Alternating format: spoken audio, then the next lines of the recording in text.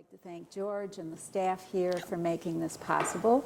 And I'd like to thank Elizabeth for inviting me to participate as well. I was going to do that. Yeah. I was going to thank George and his staff. Well, go ahead. And I will. You can be thanked more than once, that's for sure. Everybody appreciates that. I also want to thank Steve Lloyd, who's our videographer. Thanks for coming. How it progressed. Yeah. As a medium for you. You know, and Dolores asked me this earlier, and I think the truth is, I went to Cass Tech. So for any of you who know about Cass Tech or have heard about Cass, a lot of what they said about it is true, say about it is true. You really, and I was in commercial art, as a matter of fact, but I took a lot of ceramics classes, and I was good at it. I was a thrower, and I was good at it, and especially at that age, I enjoyed doing what I was good at, right? And then I ended up majoring in it as an undergrad, but I was a thrower. Mm-hmm. And over the years, I moved away from it because I just didn't have the equipment. I hadn't figured out how to be a potter. And that's the way what I associated with ceramics was being a potter. And it wasn't till, so there was a long interval that I wasn't doing clay at all. And there was one brief scenario or brief episode when I did a residency that I started to work in the ceramic studio again. And all I did was throw, and that was some of the least interesting work that I had done, that I did that year and a half that I was there. I kind of couldn't break away from this notion of throwing. So this is a real departure, and we can kind of talk about how I got to using clay this way. Mm-hmm. I barely call it ceramics because there's so little clay. Right, right. Well, what's interesting, you know, you talk about throwing, and yet some of the forms that you have, both in your drawings and in the pieces, could easily be small thrown forms. It's almost as if you are reducing the thrown forms to the lines that form around, that form in the clay as you throw. You know, it's funny you should say that. They could be. And it's funny you should say that because, and you haven't even seen these, and I don't think you know about these even. I have started a series of small forms, and I work in porcelain mostly because I really am into that, you know, really fine wall, and I just love the feel of porcelain. It doesn't have any grog in it, for those of you who know anything about clay. So it's really just buttery in your fingers, you know, between your fingers. And so I've started this series of little tiny forms, as thin as I can get them. You're throwing again? Well, the first ones are thrown, but I don't have a wheel, so okay. I've got a plan, I've got a pattern and everything to do some hand-constructed ones. Mm-hmm. I haven't done any of those, but I'm mimicking a thrown one that I did that cracked. It was a beautiful little form, but it cracked. Mm-hmm. So, okay. annoyed about that, but I'm gonna, you know, as a person working in clay, I guess you have to get over that one. Right, very, Just very quickly. Really quickly. So, so that's the plan. But it's funny that you should mention that. I hadn't thought about it that way. I really hadn't thought about that. Thank you. You're welcome. That's why I'm having the conversation with her. Now, looking at your drawings, you know, I can see your hand in the drawings, and somehow you have captured that same quality using the nichrome wire. And for those of you who may not be familiar with nichrome wire, it's in your toaster. It's a wire that it's resistive, and so it glows and gets hot, and depending on the gauge, it'll break or it won't. But sometimes it's used to support ceramic pieces and ceramic work because it can withstand heat. Now, what I find really fascinating, Elizabeth, is that you're not using it in that way. You're using it the same way you use line in your drawings. Exactly. And I've been doing these drawings for, it must be close to 10 years now.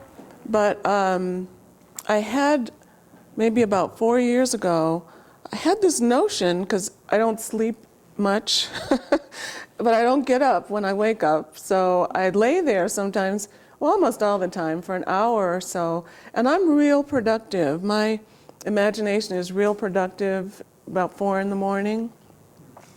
And I mean, honestly, you know, that's really valuable time for me. And in fact, now I don't get up that time, because I could. I'm not sleepy, so I could get up. I had this notion of trying to make the drawings three-dimensional, and I kept thinking about it, and I knew that I needed to somehow hold line and space and hold it together.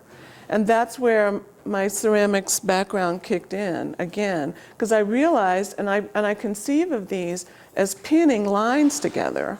You know, I use the clay to pin the lines together. So anyway, that's how that happened. And there's kind of a range of the work. Some use kind of just the minimal amount of clay to hold them together, and some pieces use more than the minimum to hold it together. But that's kind of what those are about. I think of them as three-dimensional drawings, or the drawings in space somehow. I also think it's really interesting the way you get the clay to appear like beads on the wire. That adds little junction points for a person's visual exploration of the forms that are defined. How do you do that? That was a really happy accident. One of the first ones. When this clay is in liquid form, it's called slip. I discovered this at CCS, and they have this beautiful big tub of slip for casting. And there's a nozzle, a hose and a nozzle, just like at the filling station. And you hold this nozzle, squeeze this nozzle, and the slip comes pouring out, just like gasoline does. I was trying to add some slip to kind of the body of the clay, the part that kind of holds... That holds the clay together. Yeah, that holds the wire together. And I lost control of it. I kind of didn't expect it to come out in that strong a stream, and it wet, essentially, the wire. And it just it adhered to the wire, and it beat it up in certain places. It didn't coat the wire, but it actually beat it up in certain spots. And it was kind of an interesting surprise. And now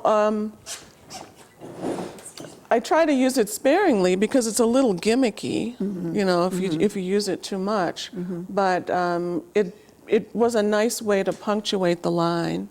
And in the drawings, the line will be broken with dots. So there's kind of an equivalency there, a relationship there, a similarity of a line and a circular element. Another thing that happens, you know, I have a ceramics background as well, and I know that you can learn to control clay and you can predict the results you get with glazes. But in the case of wire, what happens? I mean, you know, once that kiln door is closed, there's nothing you can do. Yeah, that's one of the reasons that I named the show Vicissitude. And I should give credit for this. I was listening to I think he was a writer or a poet, and they were talking about, I think the quote would be that light is subject, or color is subject to the vagaries and vicissitudes of light. And that really struck me, and I think vagaries and vicissitudes they both play a big part. That's what happens when the kill door closes. The wire has a memory of its own when it comes off the spool, and so you have to kind of manage it and hold it in place. But as soon as it starts to fire, or once it comes out, because I don't really know where in the process it changes, the wire sets, and it takes on the form that it was in once it started to fire. But it also is subject to weight. So if you, for instance, that kind of circular piece that comes off the wall, it was suspended so that it literally hung, so that the clay was on essentially a bar that hung down. Well, the loops of the wire were such that they literally sagged in the kiln, so they weren't circular. They were oval at that point. The far piece on the end back there, you'll see the curve and the bend in that wire. The piece of the clay was literally was parallel and sat on the shelf, and the wires went up into the air. The heat within the kiln caused the weight of the wire to sag. And so that's how you get that's what happens with the kind of gentle curve that's in the wire. Now, the other thing that's interesting about it is the wire stays pliable, which is interesting. So I can, with a little more heft than I usually expect that it takes, I can reform that wire. Now, I can't get out every single crimp, or maybe I could. I haven't tried to get out every single crimp, but you can reform the wire. So that's how you got that back into a circle from the oval. Now, when you go to build these, obviously you have to use an armature or something, correct? You have to support the wire somehow in an effort to control it. Right, and it kind of depends on the size of the piece, because if they're small enough, you can just kind of you can hold it with you can clamp it with I've used hair clips, and if you wanted one of those spiral curls, you got this little clip and you spiral up your hair. Anyway, I've used those. I've made tools. I'll use 2 slats of wood and clamp them on the end. So it kind of depends on how big the arc it is, and whether you want it to be an arc. Sometimes I'll wrap it around something that's rectangular or square, because everything burns away in the kiln, of course, except for the wire and the clay, because these things fire at 2,200 degrees, in that range. Usually they're wrapped around something, but if they're large enough, and I'm trying to scale them up to kind of see what else they'll do. Now, do you think that you could have done this kind of work immediately after graduate school at Cranbrook? Heck no. I got better. What Doris is alluding to is my lack of patience as a younger person. I needed things to be done quickly. And I was getting better at it, because that's where I had done a little bit of weaving before Cranbrook, but it was there that I really learned how to weave and how to read patterns and draft patterns and tie up a loom, appropriately. And so I had gotten a little bit better, but I couldn't do things that, as kind of fine as this. And when I weave now, I'm interested in things that are 20 ends per inch. In an inch you'd have 20 threads, and you have to handle each thread. So I can do that now. Probably not until 10, 15 years ago, maybe. And it's funny, because this work, the drawing started kind of as substitution work.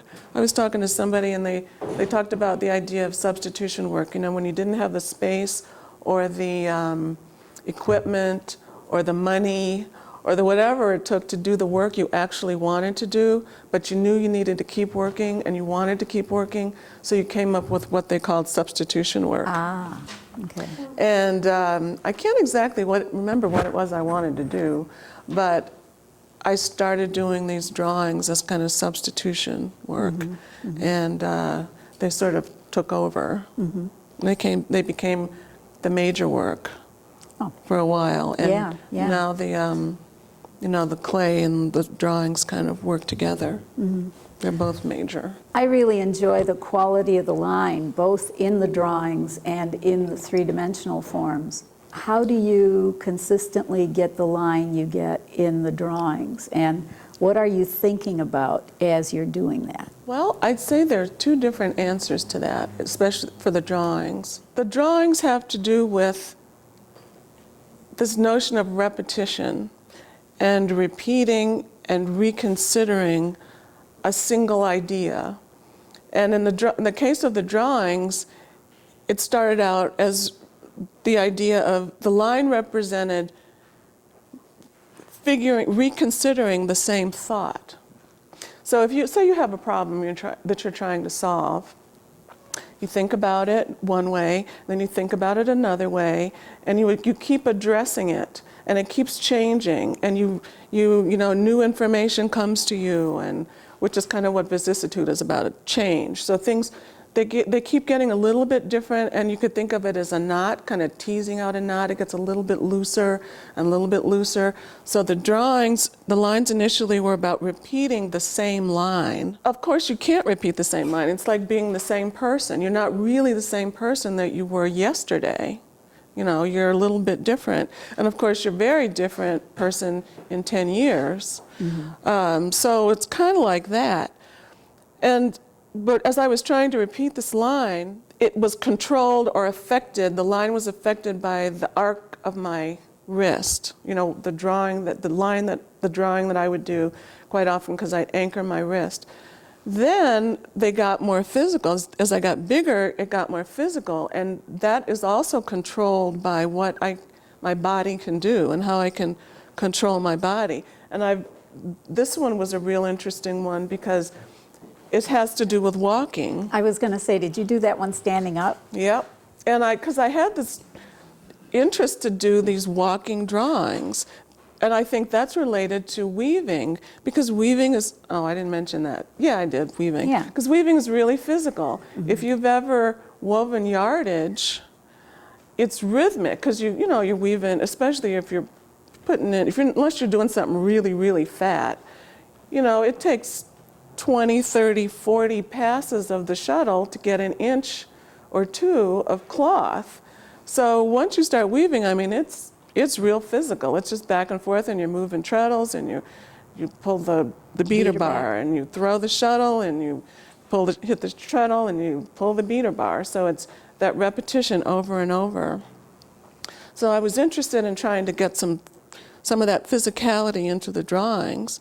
And so sometimes, the walking in the straight is, in some ways it's easier than those that where the lines are not straight, because it's a little bit harder to control, but then they're sort of a combination of the straight walking lines, as I call them, and those that are kind of anchored by your wrist, and control, or maybe it's your elbow that you use, or sometimes I'll give myself a few guidelines so that I know I'm trying to stay within the lines, because you can see it on these, and I'm a person that likes process to show, so I left them there. Then sometimes I'd remove them, so they're kind of an interesting combination of following the line that I did before and trying to pay some attention to form that I'm creating, or a form that's not the plinth.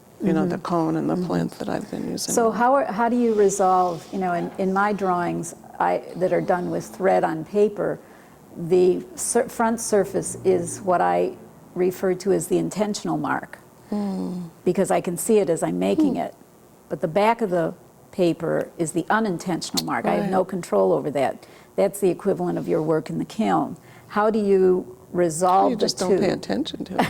You could, oh, anyway, control Yeah. freak, you can Yeah. control it if you want. So how are you struck? Are there pieces that you completely give up on, or how do you decide which one is worthy of being in an exhibition? How do you keep the good ones? What are the good ones? What do you do with the failures? The failures, yeah, it varies. The way that I get the clay to hold together or to get onto the wire and not beat up like the way it does over there is that I have to use some kind of substrate in the clay. I have to soak whatever with the clay, or I have to coat ribbon or cat hair or fabric or various things that I come up with. I have to coat it with the clay, and then I have to apply the clay-soaked fabric or fiber to the wire. Well, sometimes it soaks all the way in, and then it becomes this, solid clay form, and the hair or the ribbon or whatever burns away. But in the case of this one, the clay did not saturate the ribbon, which really surprised me. It was grosgrain ribbon. You guys know what the grosgrain ribbon is. Well, apparently, this is my theory, my diagnosis, that the grosgrain is such a tight weave that I would literally have to work the clay into the ribbon. It literally just coated the ribbon so that when it fired, the fiber burned away and the clay was hollow, because the ribbon had inhabited the interior of that space. Right. And so the clay was thin enough that in some places the clay broke away. It wasn't solid enough to hold together. And that's part of what happens too. The clay shrinks, porcelain shrinks more than some other bodies do, and you get this kind of breakage and cracking because it's interesting. The wire doesn't move. The wire doesn't shrink, and so something has to give, and quite often you end up with these cracks. And so the question is how much can it crack and still have integrity? And it's important to me that it has integrity because I come out of the functional throwing background and just kind of the way that I learned to make stuff as a kid with the adults that were around me. You made stuff and it was supposed to hold together. Now there's another kind of art where things do change over time, and that's valid and interesting too, but that's not what these are for me. In your artist statement, you talk about memory, and you also talk about loss. How does that relate to your work? I talked about the things that are that I dip in the clay. Let me back up even further. I'm kind of sentimental, and I like to hold on to things of my own, but also of my mother's in this case.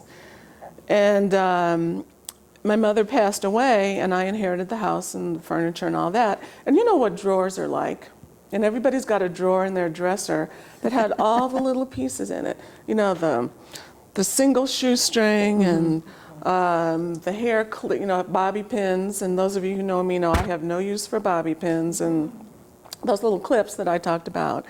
And things like that. So I had all this stuff that I didn't want to just chuck in the trash.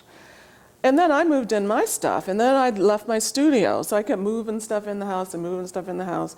And I had this house full of stuff, with way too much stuff. And I had to kind of ferret my way through it and decide, stuff had to go, just to make it long story short. When I started needing stuff to put in the clay, I found a way I thought, well, maybe I'll try using some of these things that are around the house.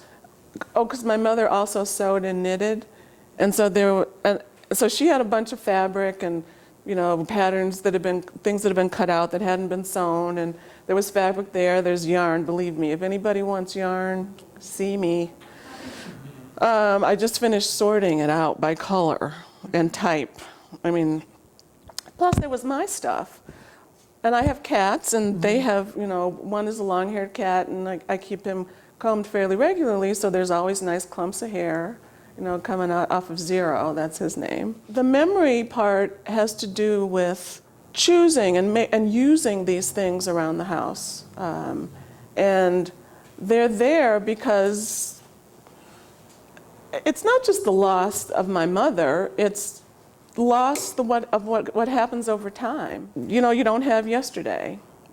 So it's not necessarily a sad loss, it's just loss about change, and it's different, and some of these things are things that I want to have a way to keep as well. I had a nightgown.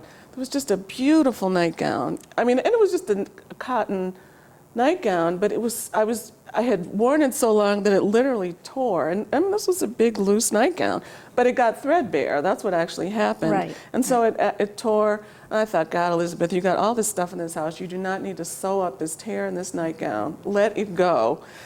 And as I was putting it in the trash, literally in the wastebasket, I saw how beautifully it was sewn. The seams were flat felled seams, and the little bit of lace around it was so nicely done. And I thought, I'm going to dip this in clay and see what this looks like. But I have no interest in it being real recognizable. Right. So that's a piece that didn't make it into the show because I'm debating still whether it's too referential. Oh, okay. Okay. You could, if I pointed out to you, or if you looked at that, you might be able to recognize the texture as grosgrain ribbon, but you probably wouldn't. You might now that I mentioned it. But in most of these pieces, you wouldn't be able to say, oh, she used cat hair, to clump that clay up, or she used a piece of fabric for that one. For some reason, to me, it's important that the overall form itself transcend the individual parts. And for me, part of that is that you're not looking at it going, oh, I know that's a that, and that's a that, and that's a that. It's not, and to my mind, it helps it all work together as one unit. Would you feel comfortable opening up questions to the audience? I think if any Absolutely. of you have any questions or comments. Absolutely. Jeff? There's an artist who wraps things with thread, and she'll actually put things from her life into it. Are you doing something like that, or is it more functional? The answer is yes, I am. And initially it was functional, but it became a way to order this stuff around me. It became a way to use them, to kind of preserve them, and to make sense of my space. Even though I wasn't thinking about it. I mean, if you took all this clay and put it together, it's not saving me much. It's not clearing up much space, but think of it as psychological space, Right. maybe. Right. You need to work bigger. I'm trying to work bigger, but that becomes a functional problem in terms of mass of the clay. Because I had a big piece like this, but you got to get the clay thick enough to be able to be handled, but I'm working on it. Okay. I wanted to know what came first, the drawings or the sculpture? The drawings, for Oh, sure. Okay. And did they influence you on your clay then? Absolutely. Okay. I consider them three-dimensional drawings. Maybe I missed it because I was a little late, sorry. It's okay. And then I'm not familiar with the ribbon that you referred to. What is the? Grosgrain ribbon, how can I just, would it show up on sailor pants? It's got a rib in it. If you, midi blouses, am I dating myself? Sailor blouses and stuff when there's ribbon on it. Is that a little texture to it? Yeah, and it's a rib. Yeah, it's a rib, the ribbon runs this way. Line ribbon. No, it's a short horizontal rib. I'm just drawing a blank. It goes back and forth. There's satin ribbon, and it's smooth. The other ribbon that typically you will see is the grosgrain ribbon, where the ribbon is running this way, and there's little ribs that run across it. And it's all a function. Go to Haberman's or somewhere, you'll see. When you see ribbon, there's kind of only two kinds anymore. Yeah. You probably do. Yeah. And it's fairly stiff. It's fairly stiff. It's not pliable and soft like satin ribbon. Like satin, yeah, it wouldn't Yeah. fall the way. Different Right. hand, it's Right. called. What would my suggestion be for a young artist? Keep at it. Keep at it. When they tell you to do it every day, you know, the mic just went away from Jade. Jade could address that. He's an artist right here in the front. I was talking to him over the holiday, and you know, I said, well, what are you doing today? He said, I'm working. I take this time to work. He works every day, and you know, I've taken breaks. I've taken big breaks in between because I made my living as a designer, and I see it as I bought myself time to make this work now.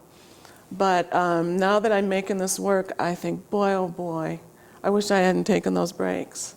You know, I mean, you can do what you can do, and I was busy doing other things that were useful and important. But that's what I would tell a young person. If you want to do it, you know, find a way to keep doing it. When you graduate, get yourself a place to work, whether it's a place in your house or a place outside of your house. Stay immersed in it. Keep looking, you know, go look at work. Cultivate a community of friends that are working, because it kind of helps to work if you know other people that are doing it. Mm-hmm. You can talk to each other and support each other. And so whether you're actually physically making work, you're still kind of making work because you're thinking and you're looking and you're synthesizing. So just kind of steady on every day. I mean, don't look for the big show or just kind of steady on every day. And then boom, you got something. You know, it's like you bump into something. Like, whoa, I got a thing and it's real. It's a real piece of art this time. That's how at least it works for me. And I have to thank Elizabeth, because she introduced me to Teresita Fernandez, who's an artist who became a MacArthur. She got a MacArthur Genius Award. She gave a commencement speech, which you can find online, and it's worth listening to. Teresita, Teresita Fernandez. Can I send you the link and you can put it on your site and people can find it? Fernandez. Dolores, they can put it on their site. I can send Okay. it to them. Okay. And Anamdi will post it, and you can find the link on their Okay. site. And then we have one more question. Okay. Well, I just have a quick question about the paint, actually. Did you select that color? No, that's the galleries. Okay. choice. And did you think that was successful? You know, it's okay with me. Okay. It's not okay with everybody I know, but it's okay with me. I like it, actually. I was Okay. Okay, but the commencement address is one of the most sensible commencement addresses for art students I have ever heard.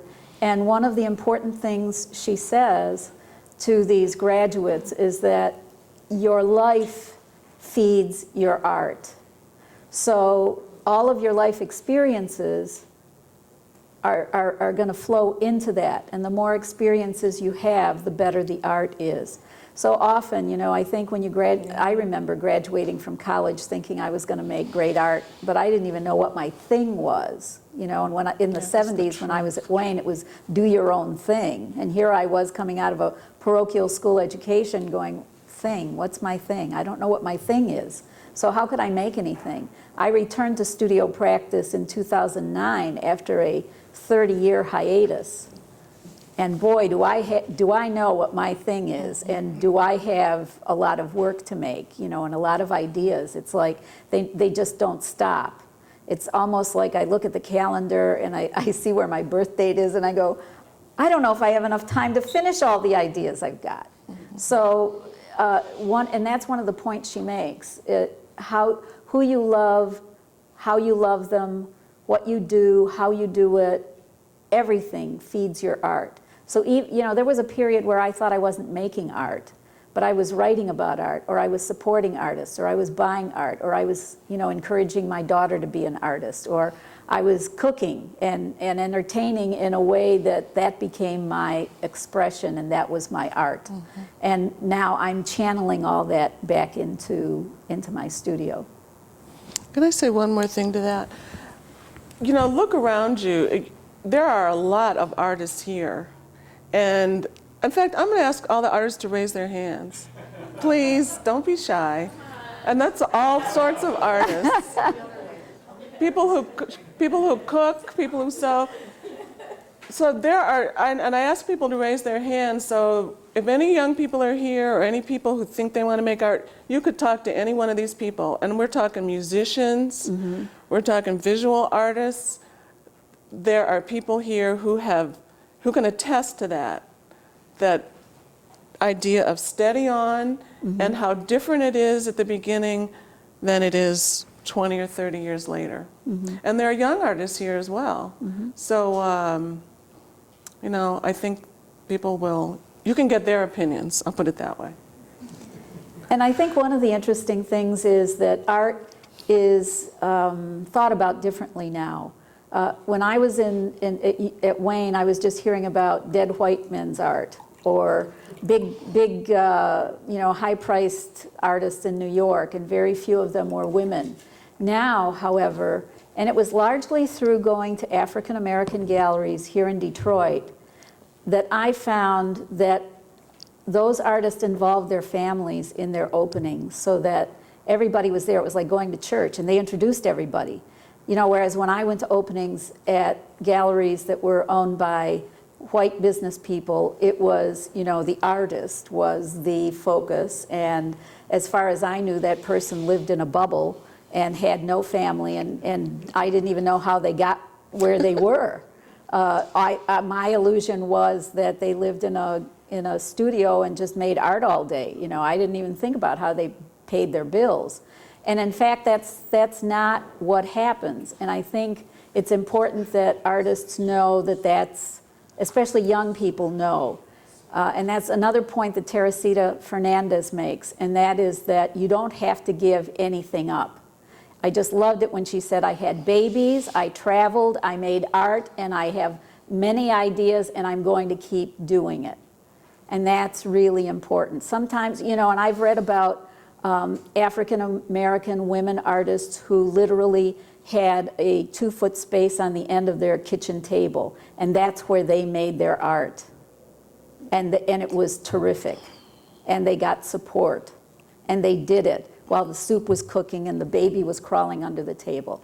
That's the way you do it. Or, guys who worked in the garage, because you don't have to have a studio away from home, but at some point in your career, if you can, it gives you a different perspective if you can leave home and you can leave the laundry and you can leave the car in the garage in the winter and you work somewhere else.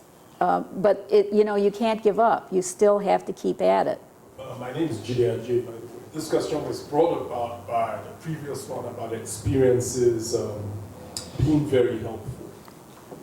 Actually, probably being fundamental to Yeah, kind the of. creation of art, at least seriously. The other thing, of course, being time or commitment.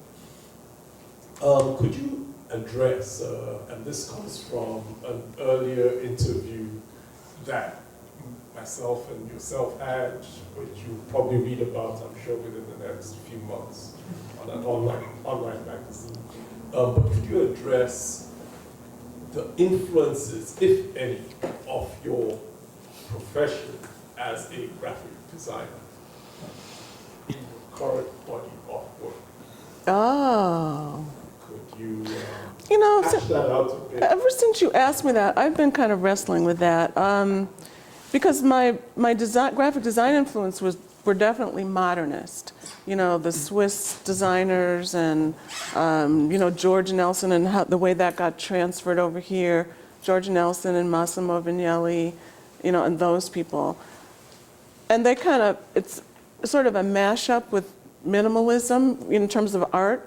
I sort of gravitated to that, and that was strictly because of the way that it looked. I always think that I should know more about minimalism than I do, formally than I do, even still. But I think just aesthetically, visually, I was drawn to that. And I think maybe you're alluding to this notion that I've always understood space. I've kind of always never had a problem, even in, I think high school is probably where I started doing it, looking at commercial art, which was what they called graphic design way back then. I even those compositions had lots of negative space in them. And I think that had to do with my mother's taste. My mother was, a person who, she sewed and she made a lot of our clothes. She made even more of hers. And it was the choice in patterns and the choice in fabrics and what was around our house. She was very much influenced by, Eastern, Japanese and Chinese art, so we had, mountainscapes with lots of that negative space in them. And so, that's kind of the way that I sort of teased it out. I don't know if that's the truth of it, but I sort of always related to a certain amount of restraint. For instance, I've never done exuberant color the way a lot of people do. And I'll leave it at that. Does that respond Yes. to your question? Thanks. Since you mentioned minimalism, I No, I wonder shouldn't if have. you, no, but I wonder if you see a relationship between your work and the work of Sol LeWitt. Less than Cy Twombly, Okay. but somewhat, yeah. Yeah. Now, I look at that drawing in particular, and it to me, it evokes Sol LeWitt. Now, I know, Sol doesn't do his own drawings. He leaves instructions for how he wants drawings done. But when you said you were doing a walking drawing, I remember seeing the drawings that he required where it would be, I think, 7 people working together, and the tallest one would reach up as high as he could or she could and draw the line down, and the next person had to reach up as high as they could and draw. And it was that repetition of line, and each one was trying to repeat the line adjacent to the one they were drawing. And of course, it has that same kind of It quality. would, yeah. Thanks. I didn't know about those. We have one more question. Sure. I have a question. Could you tell a little bit about how, aging, physically getting old, affecting your work? As an older artist, certain things getting more difficult to do. Many repetitive movement, like a carpal tunnel or those things. I have been really fortunate. None of the physical movement that I'm required to do for these is different, feels any different to me. In fact, not too much about my physical movement feels different, but a few things are beginning to. But nothing that and I feel really fortunate about that, but mine has to do more with, if I take a long car ride, it's just a little, getting up isn't quite the same, or if I drop down to my knees, my knees are a little sore, to get up. I think my knees might be my weak spot, because when I ran, that's when my knees kind of stopped my running, made it less fun, I'll put it that way. Yeah. But other than that, I'm lucky so far. You want to address that? Oh, no, I'd rather not. No, I've been fortunate too in that somewhere along the line, I took a stitching workshop with the artist named Ilse Avix, who's in Colorado, and she told me about finger cots, which are like condoms for your fingers, and they help you grip a needle so that when you're sewing, you're not having to squeeze that needle, that shiny, slippery needle, so hard to pull it through, either fabric or paper. So I'm always wearing those. And the other advantage is that if I'm handling the paper, I put them on my thumb and first 3 fingers, so I'm also not getting the oil from my hands on the paper. And I think if I were working with oil pastels now, I always like to use my finger in oil pastels. I would probably wear them as well.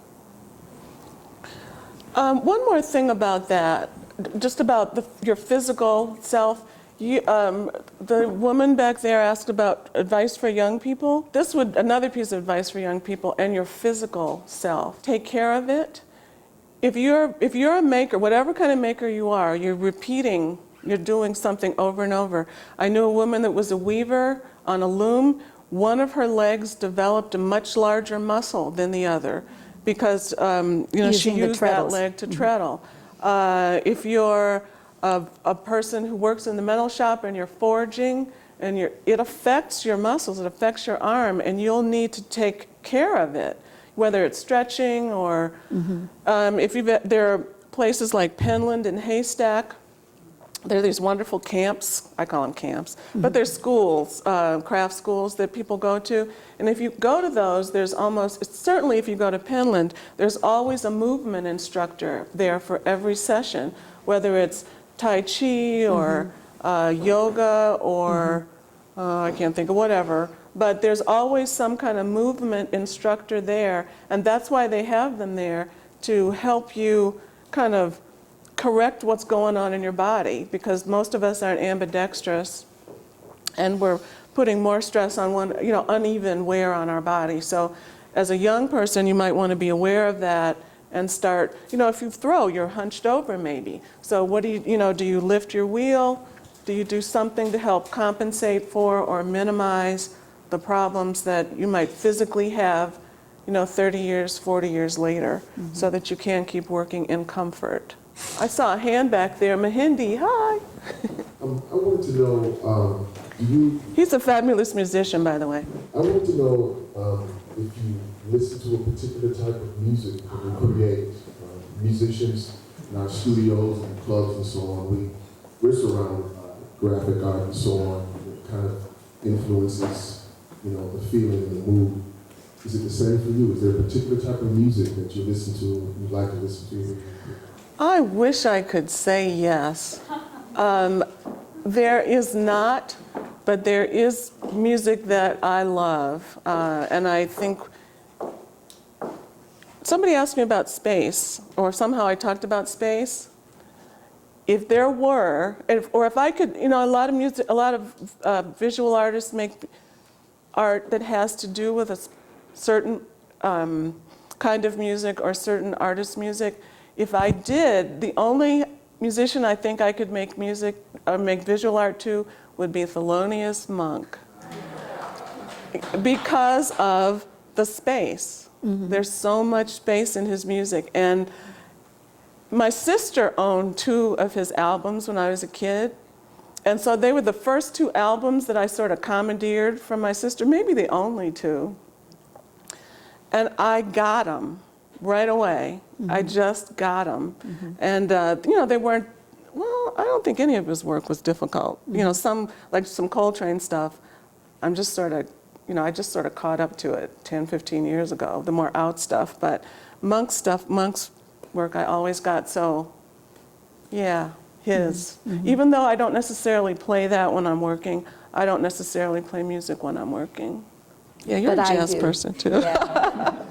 I usually listen to jazz, but sometimes if I'm working on a piece and I need to really need some quiet space, then I'll listen to something a little softer, a little easier. And then if I'm really, really having to get something done, I put on Powakatsi, because that somehow just drives me along. What is it? Powakatsi, Philip Glass. So that drives me along. And then sometimes I get tired of being in the studio alone, so I need to hear words, and I can't listen to books on tape because I would forget what I was doing. I will listen to vocalists. Then I'll listen to Dapsep Kings, or I'll listen to just different vocalists that I happen to have. But I have a whole variety. If Bob and I go to a performance and they're selling CDs, I'll buy the CDs and he never hears them again because they go over to my studio. Can you talk a little bit about the absence of color in your work? I've wondered about that myself. Years ago, I thought I should tackle it. The way that you should do things that you're afraid to do or that you don't already know how to do. But I don't feel that way anymore. I'm in love with the material of porcelain. And in fact, some of these, I've done some tests where I have glazed them. And it feels like a skin. It feels like, well, it is. Glaze is a skin. But it feels like something between, because the porcelain as it is here on these pieces is not the center of these works, for one thing. Again, I like this notion of restraint and a spot of color, a point of color. So unless I worked on these in another way, the only place since they're about the line, the only place for me to introduce color would be in the line, to kind of keep the emphasis where I'm looking for it to be. But that might be kind of an interesting thing to do. And I might be able to do that because the line is so fine that would just be a small amount of color. So that would be okay, right? But I guess maybe back to a more serious response to that, as I think color is a big deal.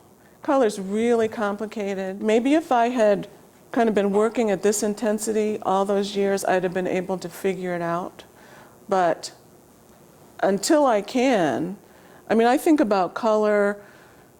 My training in color was kind of formal. You know, you learned about shades and tints and different color schemes and what dulled what. So I see it as an incredible universe, you know, that if you begin to change, and if you change one thing, you've changed everything else. And so you've got to consider all the other colors. So maybe I just, you know, have made it this huge thing in my head. But until I'm ready to sort of tackle it and kind of understand and figure out how color behaves, I figure I don't have time to get into color. And the other reason that I think color is really complex is because of weaving. Because if you think about the threads going over and under each other, they're mixing. You're mixing color.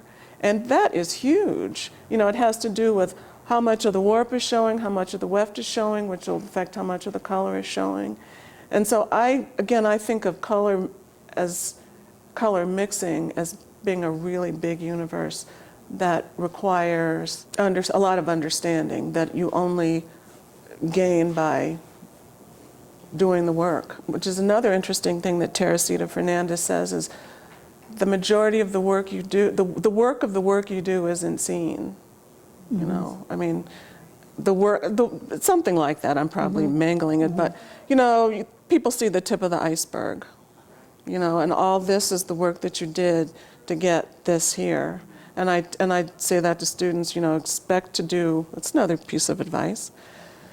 Expect to do way more work, throw away way more work than you keep, and I think that's a big mental hurdle for young people. Most young people, and maybe they're different now than they were when I was a young person, but you know, that notion that more's not going to be Better. It's not even that. It's just you've got to learn so much. You've got to figure out a lot of stuff that just never gets shown. It shows up in what you've done, but it's not, you know, what other people are going to see. That's what the comment was, that the essence of the quote that I mangled is that, you know, most of the work that you do is not going to be seen by other people, but you'll know it. And you have to set your own level of integrity. You have to decide whether, you know, you can put all kinds of stuff out there and most people won't challenge it, but you've got to decide whether it's up to par. We just want to thank Elizabeth and Dolores, all of you for your questions. Thank you. Have a great day. Thank you. Thank you. Thank you.